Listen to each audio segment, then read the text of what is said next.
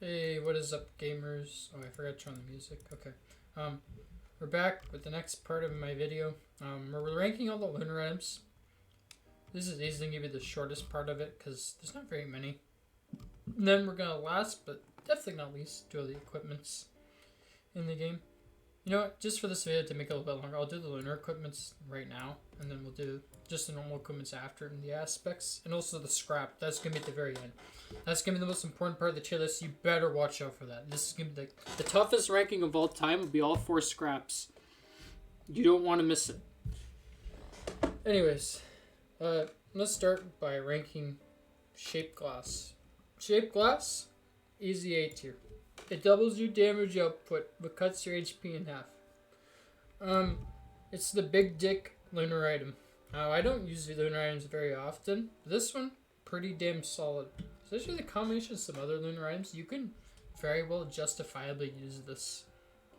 Cutting your HP in half honestly doesn't matter, especially if you're past the first loop. Because everything's going to one-shot you anyways, so... Oh well, and you lose your one-shot protection picking up, because it gives you cursed upon picking up. So there's that problem too, but you don't care that much. Once you pick up, you know the risks. You're going to pick it up because you want to do more damage. Simple as that. Brittle crown. Oh, when your crowdfunder build, this is kind of popping off, but in general, it's probably B tier. Getting more gold on hit's pretty nice. But yeah, if you get hit, you lose a lot, so kind of iffy. You need a lot of stacks here to be more consistent, and I personally don't even really recommend it either. You don't need it to make your crowdfunder build good. You can just kill enemies and get money. If you already have a lot of proc items that are good on your character, it'll be even better on your crowdfunder, so just kill them normally. And then start shooting your coin gun.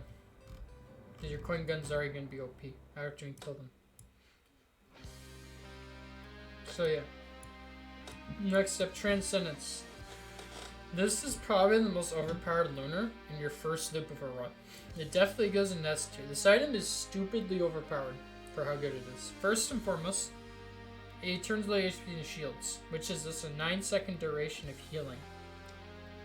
Plus, it gives you 50% more HP, which doesn't sound that good, but on your first loop of a run, this thing is insane.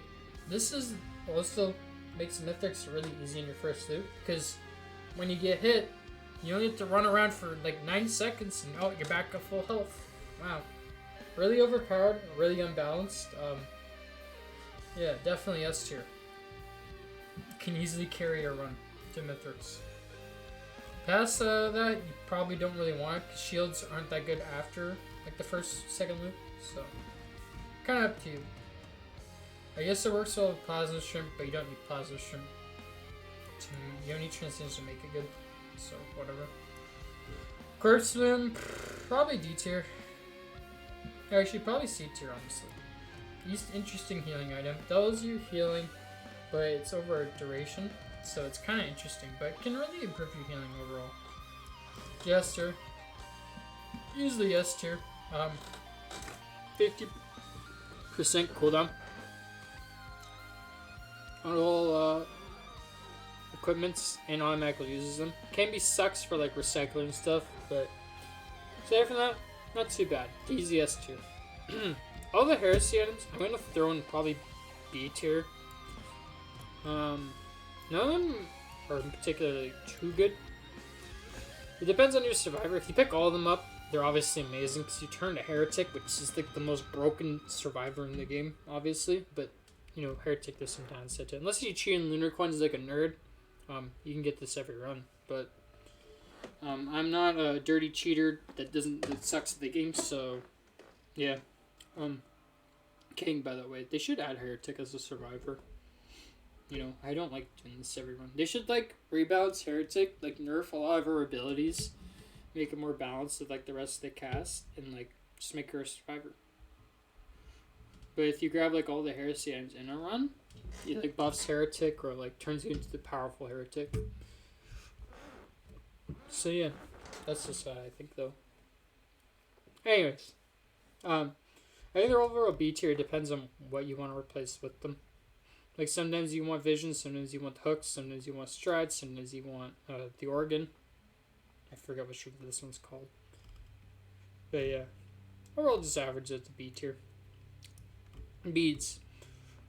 When you go to obliterate, it gives you a different boss. It gives you a funny scavenger. Kind of cool. Average is at just the most average item in the game because it does nothing. Actually, I don't even know where to rank this, honestly. I'll just throw it in the middle. Whatever. You can use it to get pearls, I guess, with no downside to picking it up, except when you obliterate. Completely useless in Eclipse, but I mean, Eclipse, you don't care. You're not gonna fight. You're not gonna obliterate an Eclipse because you can't. Brr. Anyways, next up, Focus Convergence. This item is solidly lower end B tier. It sucks ass in Eclipse. Don't ever pick this up in Eclipse. But in your normal monsoon run, cool. It charges things faster, makes your life easier. You should probably only pick up one. Picking up more than one is kind of iffy. If you're in Eclipse, you should just avoid it entirely. But yeah, it makes the runs go by fast when you're really late, which is pretty cool. Yeah. Next up, big boy item. The hammer and sickle. It's not a hammer and sickle. Defiant Gouge. It goes in definitely C tier. This thing can be really risky, but really rewarding. It can give you a lot of money. This is actually one of my favorite Lunar items because it's kind of chaotic. It spawns a bunch of strong monsters, which I love. I love that about it. And me and my friends love to fuck around with this item, because of how stupid it is in like multiplayer runs. So it has a special place in my heart for being funny.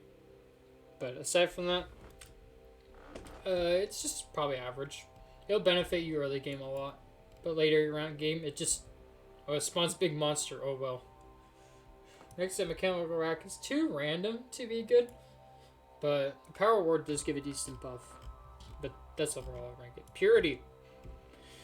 Purity sits top of B tier because for those survivors that really benefit from Purity, really do benefit from it. It can carry a lot of your runs. Acrid, firing spits constantly. Artificer's Ice, being more cool, quick, and cool. And Mercenary can become invincible if his R. That shit's pretty overpowered, especially like the first loop runs. This thing can go a long way. If you're looping though, I don't recommend keeping this item. Try to get rid of it or not even pick it up at all, because lowering your proc chance kind of destroys a lot of your overall damage of a character. So yeah, a bit controversial to use, but a bit controversial in general, but hard to use, I guess. But overall, can be amazing, but also can be really bad.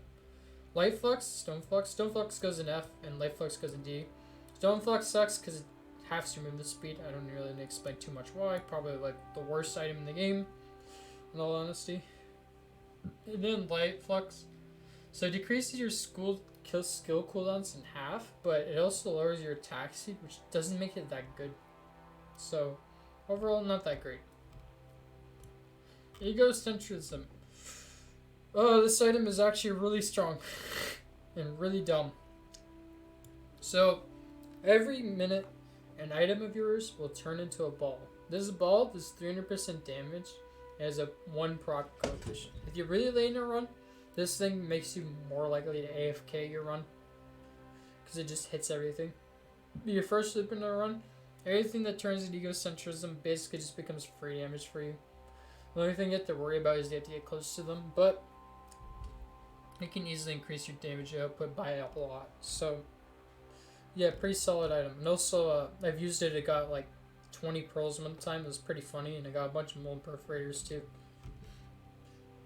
Yeah, pretty strong, but also can be pretty annoying sometimes. Geology 0. Everything has a chance of spawning as a Lunar, including Artifact of Evolution, which is pretty cool. Aside from that, it can be a bit scary to use. You can get rid of some of your good items. It's really weird, but it's also kind of funny. So it just goes lower in C tier. If you want Lunar items, pick this up. It'll save you Lunar coins. But it also might cuck you, so I don't know. Okay, now we're on to the equipments, and then we're going to the last video of this series. Spinal Tonic. This is definitely an S tier once you get set up, but I'm gonna put an A tier because you need a lot of setup to make it work. You need like a lot of cooldown reduction to make it good. So you need like, how much is it exactly? You need to like bring down 40 seconds of cooldown because it's a 60-second duration. Last 20 seconds. You need to bring about 66% of your cooldowns to make this usable, which is quite a lot. It's like 4 jesters or 1 jester and 4 field cells, or like 7 or 8 field cells to make it like have 100% uptime. Once you get 100% uptime, it's pretty much the best equipment in the game. Though once you do pick it up, you never want to take it off because you'll get the curse debuff on it and it'll like destroy all of your stats. You get like Spinal Tonic Curse. I forget what it's called. It's just tonic infliction. Oh, that's what it's called, right? Yeah. So kind of controversial to use, but yeah. If you cheat in the game, hey, you can just get your Spinal Tonic and your 4 jesters by just spawning in Lunar coins. So if you're a dirty cheater, you get that every time. Pretty cool. Hellfire probably also goes in A. It has more immediate power compared to Spinal Tonic, but it hurts you and everything around you. Do not pick this up with ignition tanks. It will do extra damage on you. It's pretty funny that it does that. But yeah. Like I said earlier, it works really well with Razor Wire, making it proc constantly. So that's one plus of it. And with Repulsion Armors, you can negate the damage of it with a Planula, but a lot easier to do with Repulsion Plates. So yeah, one of the strongest, honestly, equipment in the game when you set it up all the way. This thing is pretty insane. And it's a pretty cool one. I think it's probably the coolest Lunar equipment. Spinal Tonic's honestly pretty fucking lame. This shit's pretty fucking cool. So yeah. Recommend that if you want to use it, have fun. Effigy of Grief.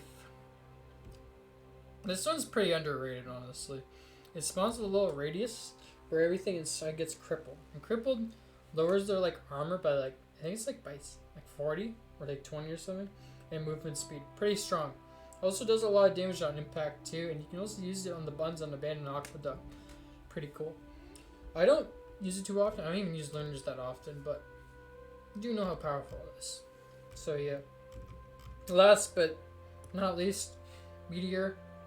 Definitely D tier because you can easily kill yourself with it. You already know how this item does. It spawns mirrors from the sky, hits everything. Everything can get hit by it. Pretty cool, but this is more of a trolling item than anything. So yeah, that's it for that part. And then next we're gonna finally do equipments, and then we're done. So yeah.